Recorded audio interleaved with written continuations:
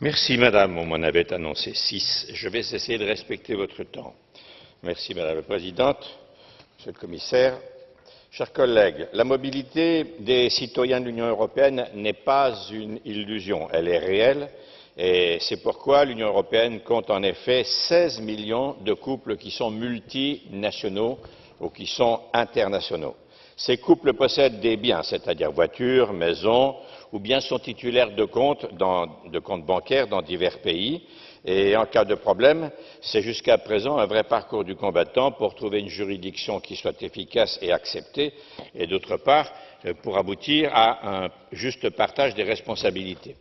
Ces deux règlements vont mettre fin aux incertitudes juridiques que ces couples rencontrent, avec naturellement les frais que les procédures entraînent dans les divorces, dans les séparations ou en cas de décès, et surtout, je dirais, pour mettre fin aux décisions conflictuelles qui découlent parfois de ces difficultés judiciaires.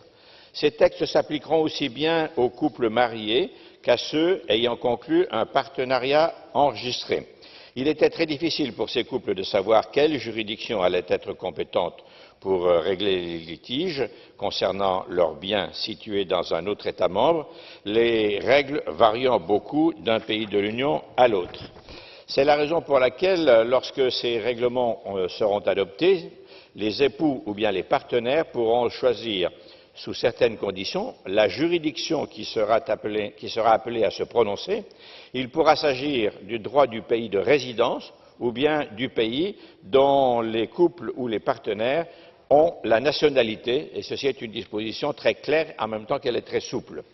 Le droit qui aura été choisi sera celui qui s'appliquera pour l'ensemble des biens, même s'ils sont situés dans des pays différents.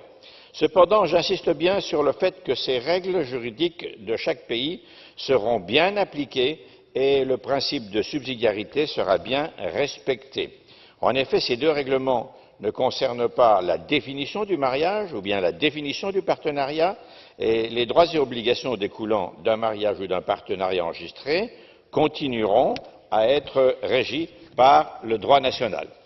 C'est ainsi qu'un État membre qui ne reconnaît pas le partenariat enregistré sera tout à fait libre de ne pas juger un litige qui surviendrait sur son sol, et notamment au vu des conséquences liées à une séparation ou à un décès de partenaires enregistrés, et il pourra donc confier l'affaire aux tribunaux d'un autre État membre qui, lui, reconnaît leur partenariat.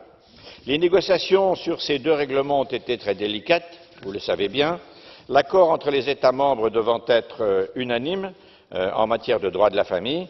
Il a donc fallu, pour débloquer cette situation qui faisait souffrir beaucoup de gens, avoir recours à la procédure de la coopération renforcée. Je vous annonce, ou plutôt je vous confirme, que 18 États membres ont accepté d'instaurer et d'appliquer entre eux ces différentes dispositions.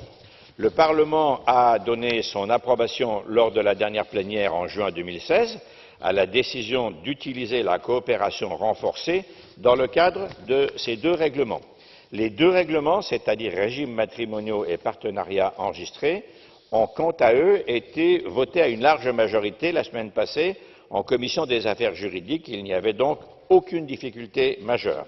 Il y a un amendement qui est un peu cosmétique, qui demande à ce que la définition initiale des États membres soit complétée et deviennent les États membres participant à la coopération renforcée. C'est une précision qui n'aura pas d'effet juridique. En tout cas, cet ajout est, à mon avis, un peu inutile, un peu superflu, mais de toute façon, il n'influence pas la décision de fond.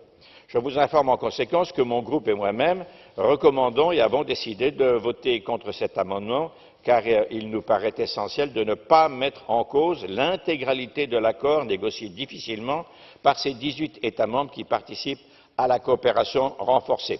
Et en conclusion, je voudrais vous dire, Madame la Présidente, comme commissaire, le vote en faveur de ces deux règlements demain est absolument important, car il permettra de tenir le calendrier prévisionnel afin que les textes puissent être adoptés au niveau du Conseil par les États membres qui participent à cette collégialité de la coopération renforcée dans les meilleurs délais. Et, Madame la Présidente et chers amis, chers collègues, n'oubliez pas, il s'agit d'un certain nombre de couples, c'est-à-dire En gros, 16 millions de couples, ça fait 32 millions de personnes, 2 parents par 32 millions par personne. Vous voyez un peu le nombre de familles et l'étendue qui est concernée. Je vous remercie infiniment.